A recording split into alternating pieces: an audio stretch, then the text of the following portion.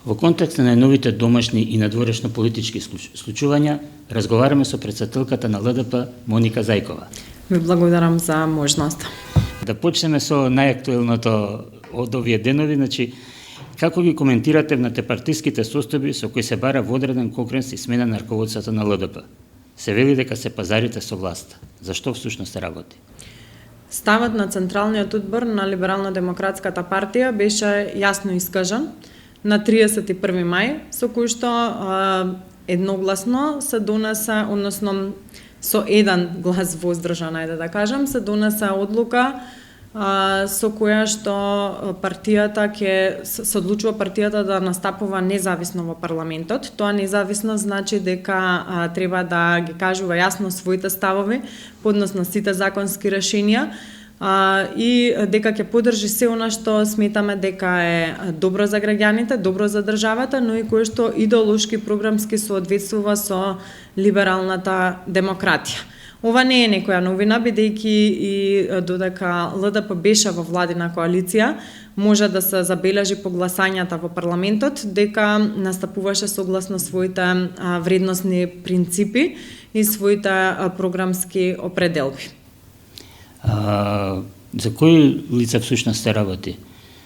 Јас напоменав дека веројатно се може и јавноста да забележи дека не се некои лица кои што биле препознатливи по своите програмски определби за либерално-демократската партија. Јас сепак не би давала толку на значење, би им препорачала само повеќе да излегуваат со предлози кои што одат во насока на решенија за граѓаните, но и во насока на развој на либералната демократија во општеството, а нормално дека сите одлуки партијата ги носи на Централниот одбор. Како што донала одлука за коалициски настап на парламентарните избори, како што донала одлука за самостоен настап на последните локални избори, така ќе донесе одлука во рамки на Централниот одбор во кој што учествуваат нормално дека членовите од општинските организации и по консултација со општинските организации ќе донесе одлука и за настап на локалните избори, но до тогаш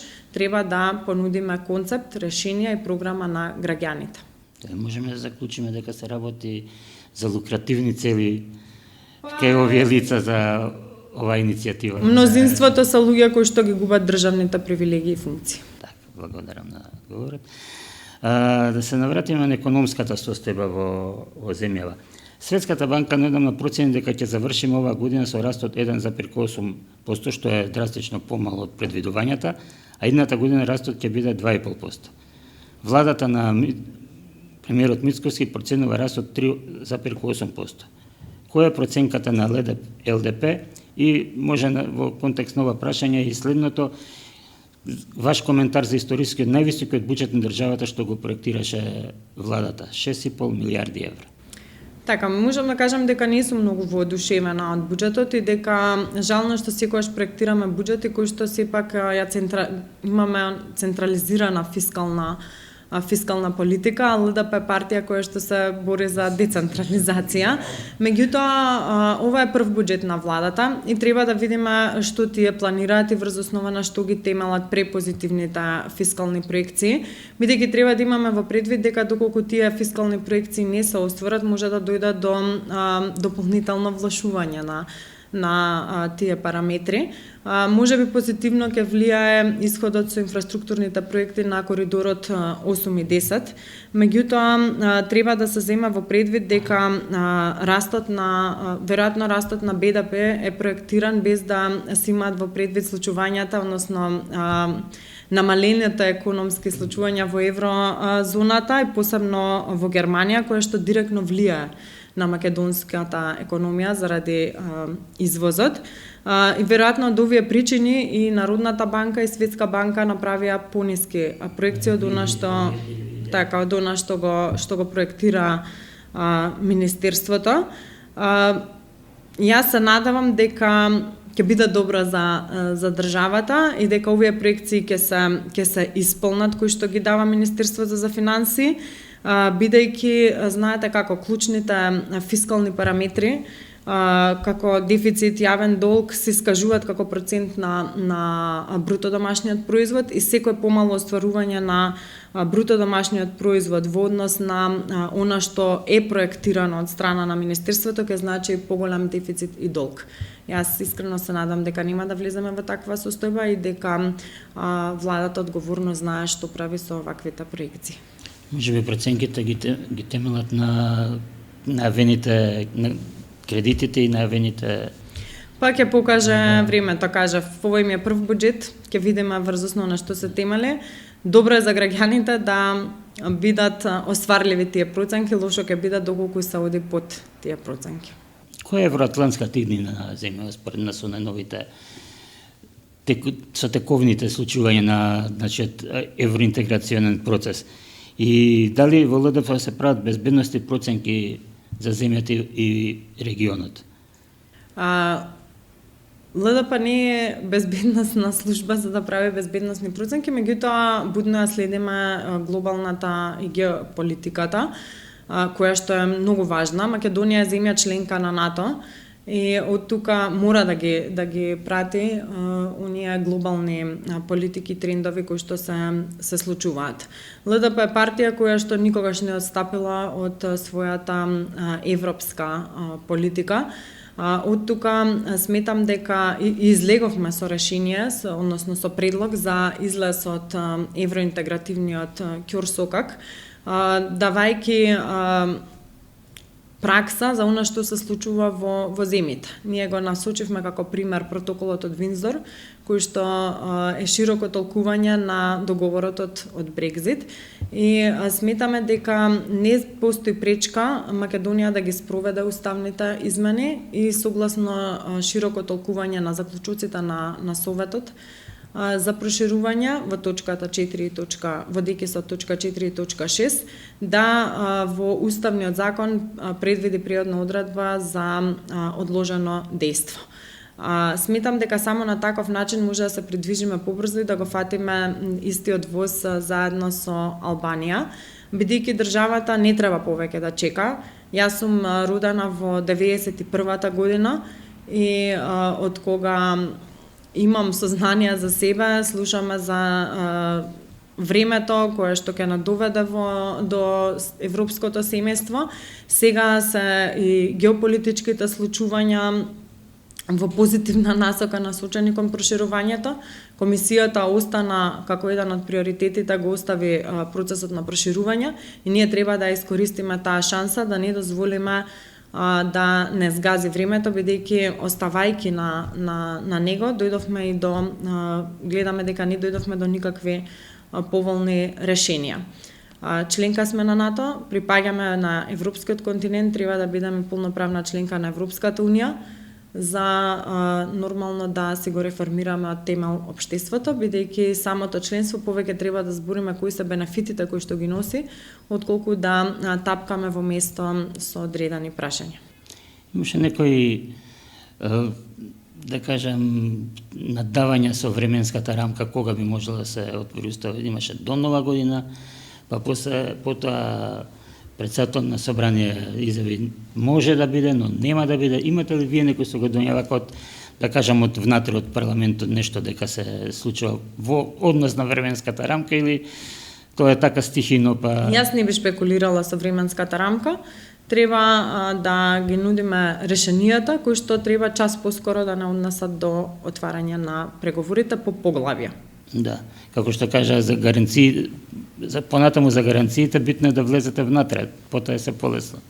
Па ние гледаме кои се бенефитите од тоа да седите на иста маса со големите сили, седејќи како членки во НАТО. Знаеме кои ќе бидат бенефитите од Европската унија, се отвараат поголеми структурни фондови, и се усвои планот за раст кој што треба да се троши наменски, на кој што ќе се врши мониторинг како ќе се троши. Тоа би значило спроведување на крупните реформи без одбегнување и без изговори, бидејќи додека не ги остварите тие параметри кои што се бараат, не можете да продолжите понатаму. Тогаш директно процесот ќе зависи од нас како држава и како политичари, колку сме спремни да направиме сериозни системски реформи на општеството и час поскоро да ги затвориме тие поглавја и да седиме на масата со останатите полноправни членки каде што и припаѓаме. Бевте и дел од делегацијата на мисијата на ПСНОПС за наблюдување на изборите во САД. Кои се вашите впечатоци и од текот на изборите, но и од резултатите?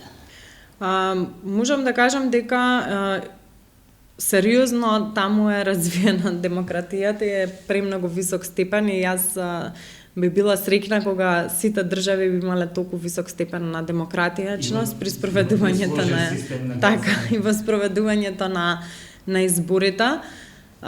Иако беше неизвестно до самиот крај, можеби она што доведе до ваков резултат се токму и глобалните економски случувања и влијанија, но и слабоста на во тој дел да се понудат одредени решенија. За Македонија не очекувам дека ќе има некакви промени во однос на таа политика, бидејќи сепак стратешка цел на Соединетите Американски држави е стабилизација на Балканот и негово целосно приклучување во Европската унија. Мислам дека треба да се продолжи да се соработува и ќе се соработува и со новата американска администрација. Таму убедлив победник е Доналд Трамп. И јас му честитам на изборот. Честитам на изборот. Се надевам дека ќе се носат мудри политики, а не лоши политики за глобалната безбедност.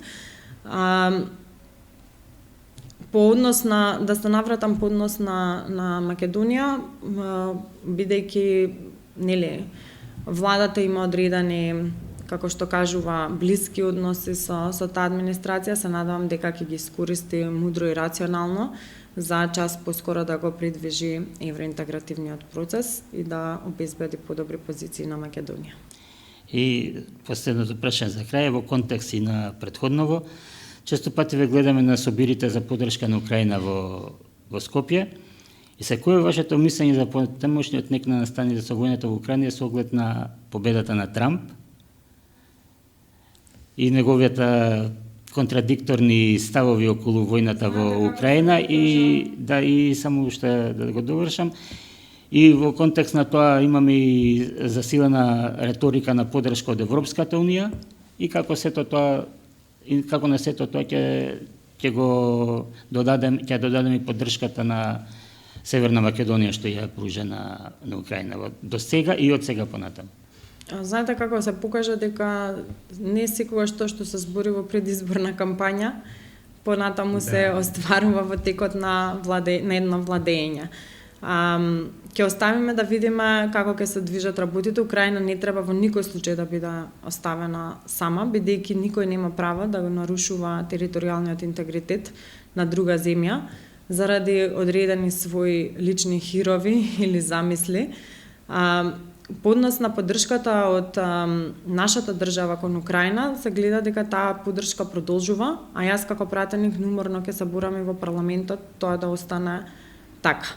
Украина е европска земја и припаѓа во Европската унија и не треба да се дозволи ниту таа да чека, ниту земјите од Западен Балкан да чекаат, доколку сакаме да имаме силна Европа во однос на влијанијата кои што доаѓаат од страна на трети држави.